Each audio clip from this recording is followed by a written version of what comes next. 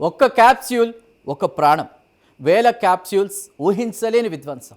Yes, భక్తులకు నొప్పి తగ్గించే మందులంటూ చేతుల్లోనే మరణాన్ని పెట్టేందుకు సిద్ధమైన ఒక వ్యక్తి అంతా అనుకున్నట్లే జరుగుంటే ఓ ఆధ్యాత్మిక ఊరేగింపు క్షణాల్లోనే విషాదంగా మారిపోయేది. కానీ అతడి ప్లాన్లో జరిగిన ఒక చిన్న పొరపాటు మొత్తం కుట్రనే బయటపెట్టింది. ఒక్క ఫిర్యాదు పోలీసులను అప్రమత్తం చేసింది. ఆ తర్వాత జరిగిన దర్యాప్తులో బయటపడిన నిజాలు ఒక్కొక్కటిగా షాక్కు గురిచేశాయి.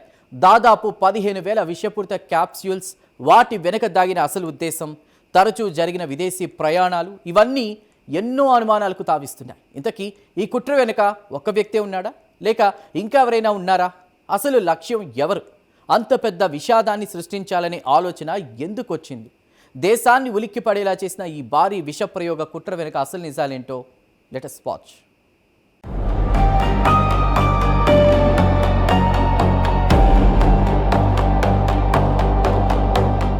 మతపరమైన వేడుకలు, లక్షలాది మంది ఒకే చోట చేరే సందర్భాలు.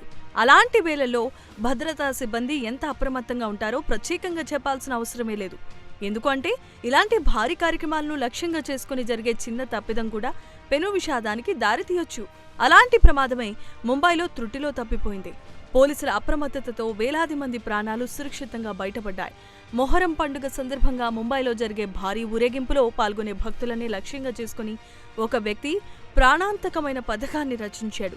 నొప్పి నివారణ మందులు, రోగ నిరోధక శక్తిని పెంచే క్యాప్సూల్స్ అంటూ ప్రజలను నమ్మించి వాటి లోపల అత్యంత ప్రమాదకరమైన విష పదార్థాన్ని నింపి పంపిణీ చేయాలని అనుకున్నాడు. నిందితుడు ఫయాజ్ ప్రేమ్జీని పోలీసులు అరెస్ట్ చేశారు.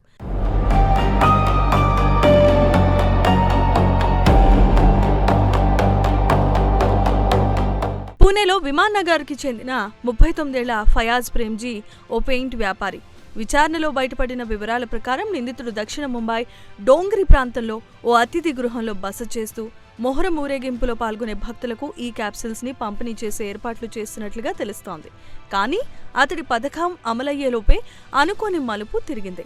క్యాప్సూల్స్ తీసుకున్న ఒక వ్యక్తి కొద్దిసేపటికే తీవ్రమైన అస్వస్థతకు గురి కావటమే కాదు, వాంతులు, కడుపు నొప్పి రావడంతో అనుమానం వచ్చిన బాధితుడు పోలీసులకు సమాచారం అందించాడు. మొదట సాధారణ ఫిర్యాదులుగా అనిపించిన ఈ ఘటన క్షణాల్లో భారీ కుట్రగా మారిపోయింది. ఆ ఫిర్యాదును అందుకున్న పోలీసులు వెంటనే రంగంలోనికి దిగి నిందితుడిని అదుపులోనికి తీసుకుని అతడి వద్ద తనిఖీలు నిర్వహించగా ఆ తనిఖీలో బయటపడిన దృశ్యాన్ని చూసి అధికారులు సైతం షాక్కి గురయ్యారు. దాదాపు 14,900 క్యాప్సూల్స్ ని స్వాధీనం చేసుకున్నారు. వాటిలో జింక్ ఫాస్ఫేట్స్ అనే అత్యంత విషపూరితమైన ఎలుకల మందు నింపినట్లు ప్రాథమిక పరీక్షల్లో తేలింది. ఈ క్యాప్సూల్స్ ఊరేగింపులో పాల్గొనే ప్రజల చేతుల్లో వెళ్లి ఉంటే ఎంతటి విషాదం జరుగుండేదో ఊహించడమే చాలా కష్టం.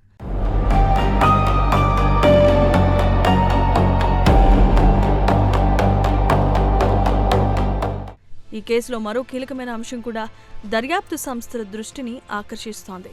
గడిచిన ఏడాది కాలంలో నిందితుడు ఇరాన్, ఇరాక్ దేశాలకు ఏకంగా 19 సార్లు వెళ్ళొచ్చాడట. అంతేకాదు అతడి తల్లి, సోదరి ప్రస్తుతం ఇరాన్లోనే నివసిస్తున్నారు. దీంతో ఈ కుట్ర వెనుక కేవలం వ్యక్తిగత ఉద్దేశ్యం ఉందా, లేక మరేదైనా అంతర్జాతీయ నెట్వర్క్తో సంబంధాలున్నాయా అనే కోణంలో దర్యాప్తును ముమ్మరం చేస్తున్నారు పోలీసులు. ఇప్పటి వరకు లభించిన ఆధారాల ప్రకారం ఈ కుట్రకు మరెవరైనా సహకరించారా? విషపూరిత పదార్థాన్ని ఎక్కడి నుండి సేకరించాడు? వేల సంఖ్యలో క్యాప్సూల్స్ ను ఎవరి సహాయంతో తయారు చేశాడు? వాటిని ఎలా పంపిణీ చేయాలనుకున్నాడు అనే అంశాలపై పోలీసులు లోతుగా విచారిస్తున్నారు. అతడి ఫోన్ కాల్ డేటా, ఆర్థిక లావాదేవీలు, విదేశీ ప్రయాణాల వివరాలు, పరిచయాలు, వీటన్నింటినీ క్షుణ్ణంగా పరిశీలిస్తున్నారు.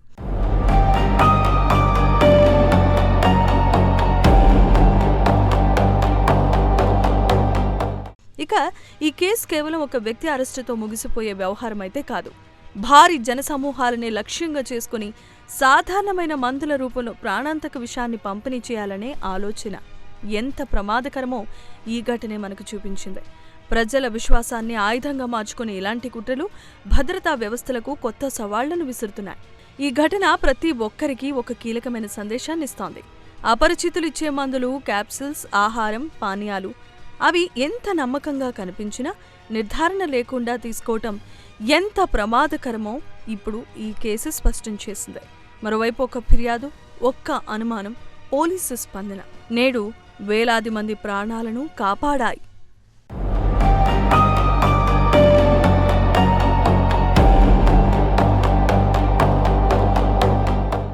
ఒక వ్యక్తి దురాలోచన వేలాది మంది ప్రాణాలను ప్రమాదంలోకి నెట్టే పరిస్థితిని తీసుకొచ్చింది.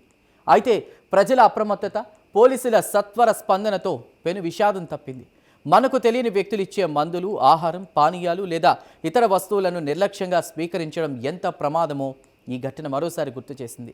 భారీ జన సమూహాలు, మతపరమైన ఉత్సవాలు, బహిరంగ కార్యక్రమాల్లో ప్రతి ఒక్కరూ అప్రమత్తంగా ఉండడం, ఏదైనా అనుమానాస్పదంగా అనిపిస్తే వెంటనే పోలీసులకు సమాచారం ఇవ్వడం, ఇలాంటి ప్రమాదాలను ముందుగానే అడ్డుకునేటువంటి ఒకే ఒక్క మార్గం.